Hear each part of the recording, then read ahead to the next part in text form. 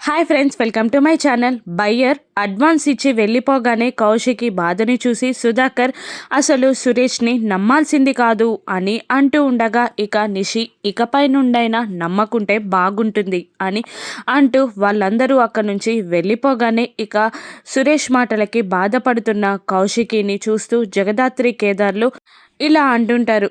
వదిన, అది అన్నయ్య పని కాదు. అన్నయ్య మాటలు మీకు అర్థమయ్యాయి కదా.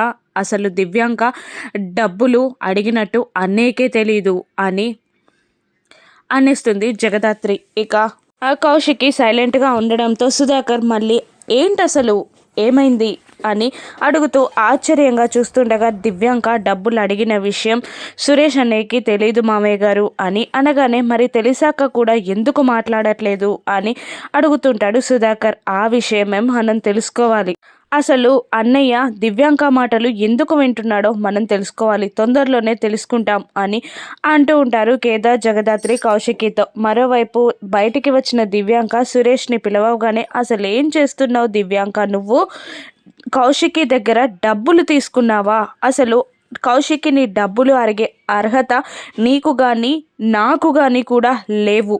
అసలు నేను నిన్ను పెళ్లి చేసుకోవడానికి కారణం ఒక్కటే, అది నీపై ప్రేమతోనో కాదు, కౌశికిపై కోపంతోనో కాదు. నేను చేసిన తప్పు కౌశికి తెలియకూడదు అని, కౌశికి బాధపడకూడదు, తన మర్యాద తగ్గకూడదు అని, అంతే తప్ప మరొక ఉద్దేశం లేదు. మర్యాదగా ఆ డబ్బులని కౌశికి ఇచ్చేసిరా అని అంటూ కౌశికి తలుచుకుంటూ సురేష్ వెళ్ళిపోగానే ఇక దివ్యాంక బొమ్మలాగా నిలబడిపోతుంది, కోపంతో రగిలిపోతూ ఉంటుంది. అప్పుడే అక్కడికి నిషి యువరాజు వస్తారు. ఏమంటున్నారు అన్నయ్య అని అంటుండగా కౌశికిపై ఉన్న ప్రేమని నాకే చెప్పి వెళ్ళిపోతున్నాడు, ఈ డబ్బులు కౌశికి ఇచ్చేయాలంట అని అంటూ ఉంటుంది దివ్యాంక. ఏంటి నిజంగానా? అలా చేస్తే ఆ జగదాత్రి కేదార్లు మళ్ళీ సురేష్ని పొగుడుతూ కౌశికి సురేష్ని దగ్గర చేస్తారు అని అంటూ ఉంటుంది నిషి. ఇంత ప్లాన్ చేసి ఇది చేయడానికా అని యువరాజ్ అంటూ ఉండగా, వాడి గుట్టు నా చేతిలో ఉన్నంత వరకు నేను చెప్పినట్టు వాడు వినాలి, వాడు చెప్పినట్టు నేను కాదు అని అంటుంటుంది దివ్యాంక. మరి డబ్బులు ఎందుకు ఇవ్వలేదని అన్నయ్య అడిగితే ఏం చెప్తావు అని దివ్యాంకని నిషి ప్రశ్నిస్తూ ఉండగా, నేను చూసుకుంటాను అని అంటూ ఉంటుంది దివ్యాంక. ఇక అప్పుడే డబ్బులని ఓపెన్ చేసేసరికి అందులో నుంచి ఒక రకమైన పొగ వస్తూ డబ్బులన్నీ కాలిపోతూ ఉంటాయి. ఇక ఆ బ్యాగ్ని కింద పడేస్తారు వాళ్ళు ముగ్గురు. ఇక ఆ కాలిపోతున్న డబ్బులని చూస్తూ టెన్షన్ పడుతూ ఆర్పడానికి ట్రై చేస్తూ ఉంటారు దివ్యాంక, నిషి, యువరాజ్. కానీ ఏ ప్రయత్నం మాత్రం సఫలం కాదు. ఆ డబ్బులన్నీ కాలిపోతూ ఉంటాయి. అసలు ఏం జరిగిందంటే ఒక 2.5 crores కౌశికి జగదాత్రి కేదార్లకి ఒక బ్యాగ్లో ఇస్తుంది. నేను అడిగినప్పుడు తీసుకురండి అని అనగానే అలాగే అంటారు జగదాత్రి కేదార్లు. కానీ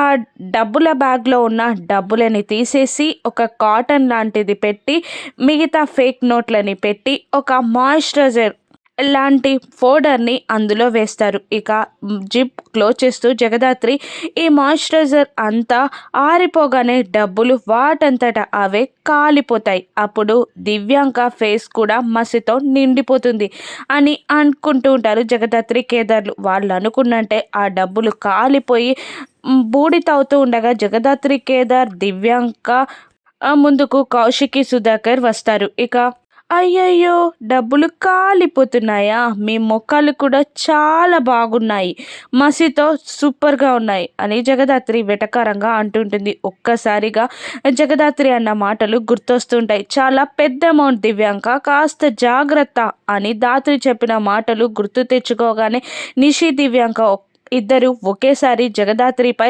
ఫైర్ అవుతూ, అంతా నీ వల్లే, నువ్వే చేసావు కదా ఇదంతా అని దివ్యాంక అరుస్తూ, కౌశికి ఇది మోసం, ఇలా చేస్తావని అనుకోలేదు అని అంటుంటుంది కౌశికిని దివ్యాంక. నువ్వు నా ఫీలింగ్స్తో బిజినెస్ చేయాలి అనుకున్నప్పుడు నేను ఇలా చేయడం తప్పేమీ కాదు. అయినా బిజినెస్ నా స్థాయి వాళ్ళతో చేస్తాను, నేను నీలాంటి వాళ్ళతో కాదు.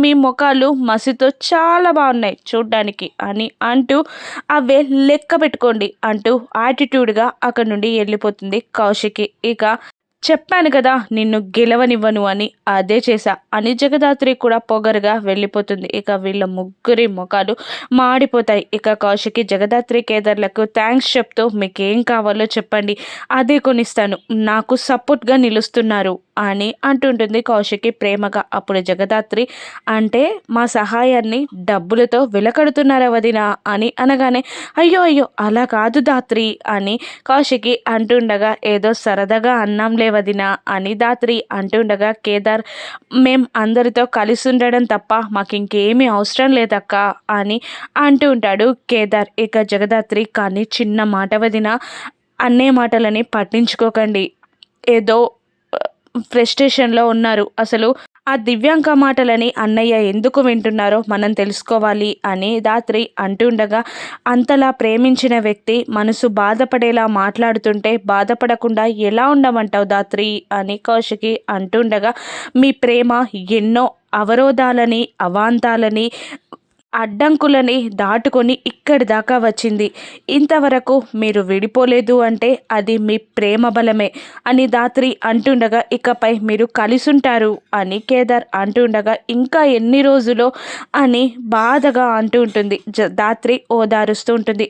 ఇక కౌశిక్కి వెళ్ళిపోగానే కిరణ్ నుండి కాల్ వస్తుంది దాత్రికి, చెప్పు అని అంటూ కాల్ కట్ చేయగానే ఏంటంట అని కేదార్ అడుగుతుండగా త్రిపాఠి మహేంద్రాన్ని తీసుకెళ్లాడంట, మనం తొందరగా వెళ్దాం అని అంటూ జేడీకేడీలా బయలుదేరుతారు. కారులో జేడీకేడీలో మాట్లాడుకుంటూ ఉంటారు. మహేంద్రాన్ని త్రిపాఠి తీసుకెళ్లాడు అంటే ఖచ్చితంగా ఎన్కౌంటర్ చేసి తీరడానికే అని అంటుంటుంది జేడీ. అవును, మనం ఖచ్చితంగా కాపాడాలి, లేకంటే నిజాలు చీకట్లోనే మగ్గిపోతాయి అని అంటుంటాడు కేదార్.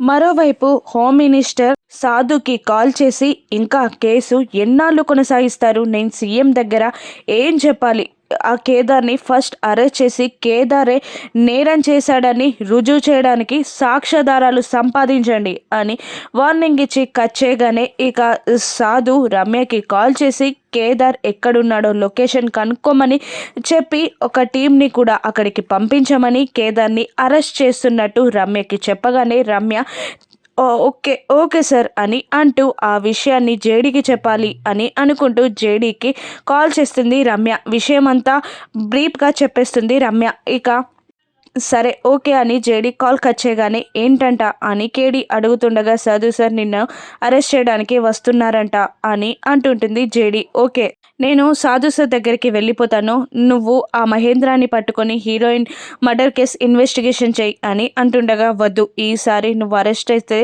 నిన్ను నేరస్తుడిగా ప్రూవ్ చేసే వరకు కూడా వదిలిపెట్టరు అని అంటూ ఉంటుంది ఈ జేడీ. మరెలా అని అంటూ ఉండగా నేను చెప్తాను కదా పద, ఫస్ట్ మహేంద్రాన్ని పట్టుకుందాం అని అంటూ వెళ్ళబోతూ కార్ స్టార్ట్ చేయగానే వాళ్ళ ముందుకి సాధు సార్ కార్ అడ్డంగా వచ్చి ఆపుతారు. ఇక సాధు తన టీం కిందికి దిగి కేదార్ని అరెస్ట్ చేయబోతున్నాం అని అంటుండగా సార్ నాకు ఒక 1 day టైం ఇవ్వండి అని బ్రతిమిలాడుతూ ఉంటుంది జేడీ. నేను రూల్స్కి ఎగనెస్ట్గా వెళ్ళలేను, ఖచ్చితంగా కేదార్ని అరెస్ట్ చేసి తీరాల్సిందే, నేను అలా టైం ఇచ్చేవాడినైతే ఇక్కడి దాకా రాను అని సాధు అంటూ ఉండగా కిరణ్ అరెస్ట్ చేయి కేడీని అని అంటుండగా ఓకే అని కిరణ్ రాబోతుండగా నేనే వస్తున్నాను అని అంటూ కేడీ కార్ ఎక్కబోతుండగా ఒక వ్యాన్లో కొంతమంది రౌడీలు వచ్చి కేదార్ని కిడ్నాప్ చేసుకొని వెళ్ళిపోతారు. ఇక జేడీ అయ్యో కేదార్ కేడీ అని అరుస్తూ సాధు సార్ కేదార్ని ఎలాగైనా కాపాడాలి,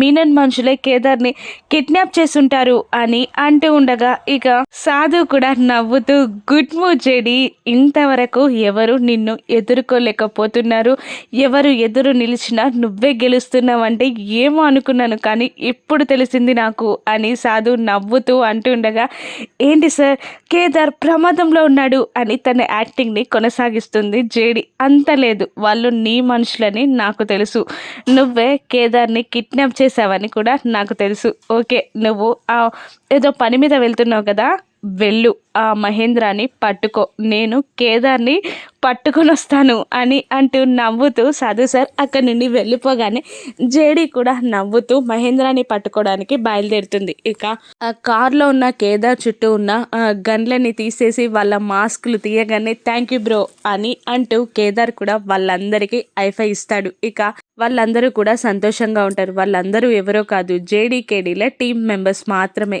ఇక సాధు సార్ మిమ్మల్ని పట్టుకోవడానికి వస్తున్నాడు, జాగ్రత్తగా ఉండండి, సాధు సార్కి దొరక్కండి అని జేడీకేడీకి ఫోన్ చేసి చెప్పగానే అలాగే అంటూ వాళ్ళు పరిగెడుతూ ఉంటారు. ఇక మహేంద్రాన్ని తీసుకొని త్రిపాఠి పటాన్ చెరువు దాటి వెళ్ళిపోతూ ఉండగా రమ్య లొకేషన్ కూడా చెప్తూ ఉంటుంది. ఇక త్రిపాఠి వస్తున్నా అని ఆ మహేంద్ర త్రిపాఠిని ఇలా అంటుంటాడు. నన్ను చంపేస్తారేమో అనుకున్నాను అని అంటుండగా సార్కి ఎప్పుడు ఎవరికి ఏమి ఇవ్వాలో బాగా తెలుసు అని అంటూ ఒక ఏరియాకి వెళ్ళి ఆపేసి దిగమని అంటుండగా నన్ను ఎక్కడికి తీసుకొచ్చారు సార్ అని అంటూ ఉంటాడు మహేంద్ర. నేను ఏది చెప్పను, చేసి చూపిస్తాను అని అంటూ ఒక మాల్లోకి తీసుకెళ్ళి ఎవరు లేని చేట చైర్లో కూర్చోబెడతాడు మహేంద్రాని త్రిపాఠి. ఇక మహేంద్రాని జేడి కాపాడగలదా? హీరోయిన్ వెనక హత్య వెనకాల ఉన్న హస్తం హోమ్ మినిస్టర్ది అని సాక్ష్యాధారాలతో జేడి ఎలా నిరూపిస్తుందో రాను ఎపిసోడ్స్లో చూద్దాం. Thank you for watching.